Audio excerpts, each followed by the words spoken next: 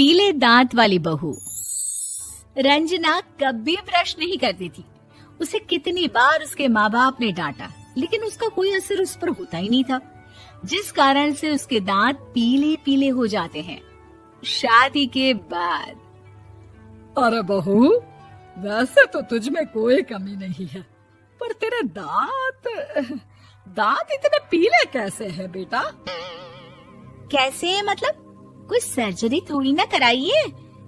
वो तो क्या नाम, मैं ब्रश नहीं करती थी तो पीले हो गए। अब क्या करूं? आप कहें तो लाल करवा लूं या फिर काले? यार ये क्या है, क्यों माँ से लड़ रही हो? लड़ रही हूँ? अरे मैं लड़ रही हूँ या ये बोल रही है कि दांत पीले हैं, पीले। अरे तपस्या थोड़ी ना की है इन्हें पीले करने के लिए। बकायदा ब्रश नहीं किया है 20 साल तक, तब जाकर। छी, कैसी बात कर रही हो? ये उस वक्त तो पीले नहीं थे जब हम लोग तुम्हें देखने आए थे। अरे तब साफ करवा लिया होगा डेंटिस्ट के पास जाकर। अब देखो कैसे पीले पीले लग रहे हैं। रंजना सास की तरफ गुस्से से देखती है। फिर शुरू हो गई पीले पीले पीले। अरे पीले तो तब भी थे जब मेरे हाथ का रसगुल्ला उड़ा उड़ा कर खा रही थी और बोल रही थी, लड़की नहीं गुणों का खजाना दे रहे भाई साहब आप। खैर, अब वो लोग करते भी तो क्या करते, पीले दांत वाली बहू पल्ले पड़ी थी तो झेलना तो था ही। एक दिन कीर्तन में रंजना गाना गा रही थी। अरे कमला बहन, माँ का द्वार है, यहाँ तो सब शुद्ध होकर आते हैं, फिर अपनी बहू को ब्रश भी नहीं करवाती तुम।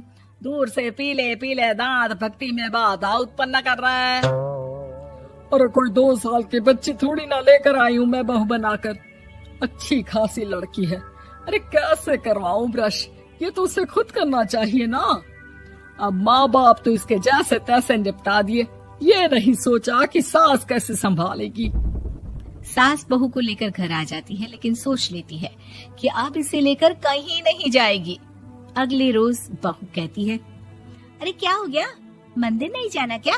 कीर्तन का वक्त हो रहा है। मेरी मधुर वाणी से कान्हा जी जागते हैं और सोते हैं। आप तो जानती है ना उनकी भक्ति में कितना मन लगता है मेरा। वो क्या है ना, तबीयत ठीक नहीं लग रही है मेरी, आराम करूंगी मैं। तबीयत ठीक नहीं लग रही?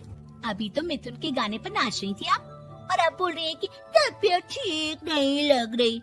अरे भक्ति में मन लगा लो सासू माँ, ऊपर जाना है, क्या मुंह दिखाओगी आप? हाँ? सास को बहू की बात पर गुस्सा आ जाता है। मैं क्या मुंह दिखाऊंगी, इसकी चिंता तो ना कर, समझी? अपने मुंह की चिंता कर, जो ये पीले पीले दांत लेकर हर जगह पहुंच जाती है। पता है लोग कितना मजाक बनाते हैं। ना जी ना, मैं नहीं जाना कहीं तेरे साथ। तो ये बात है। कोई ना, मत जाओ, मैं अपने कमरे में ही बैठकर भक्ति कर लूंगी। ऊपर वाला दांत थोड़ी ना देखता है, मन देखता है, भावना देखता है। और अरे बस बस, तू सब कुछ दिखा, बस ये सफेद चमकदार दांत ना दिखाना किसी को, है? जा यहाँ से। बहू को सास की बात का कोई फर्क नहीं पड़ता, वो तो जैसी थी वैसी ही रह जाती है। सुबह नहाकर किचन में खाना बनाना, फिर खाना खाना, कीर्तन भजन करना और सो जाना। एक दिन, माँ जी मैं सहेली के घर जा रही हूँ, शाम को लेट आऊंगी। हाँ हाँ तो जाना, मैंने कौन सा तेरी आरती करनी है घर पर बैठकर। रंजना सहेली के घर जाती है, जहाँ वो पार्टी में जाने की तैयारी कर रही होती है। अरे शिखा, कहाँ जाने की तैयारी कर रही है?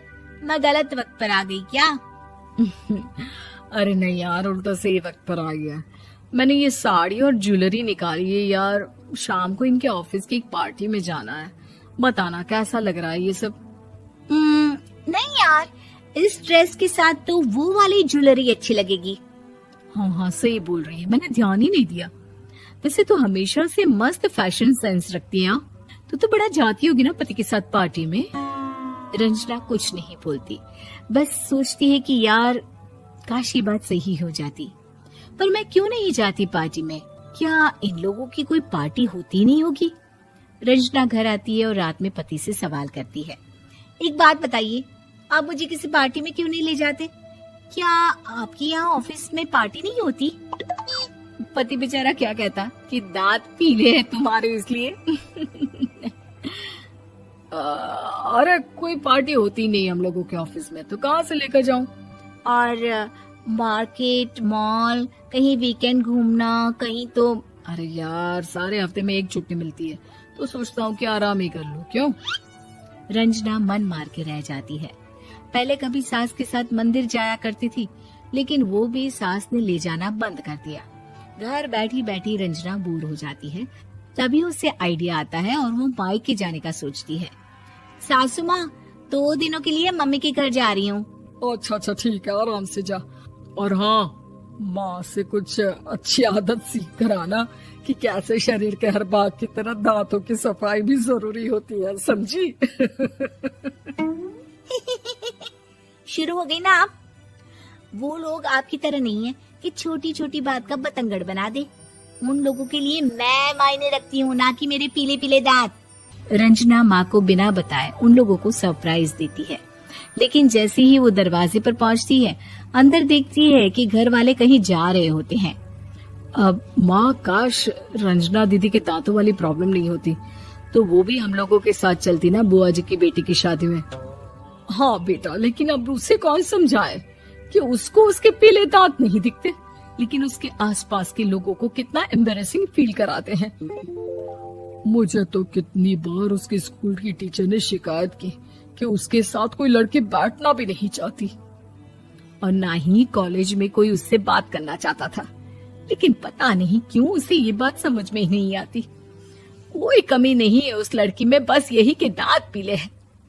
वो तो भला हो जीजाजी और उनकी माँ का, जो दीदी को जैसी है वैसे ही रखा हुआ है। रंजना को अपने घर वालों की बात सुनकर बहुत दुख होता है।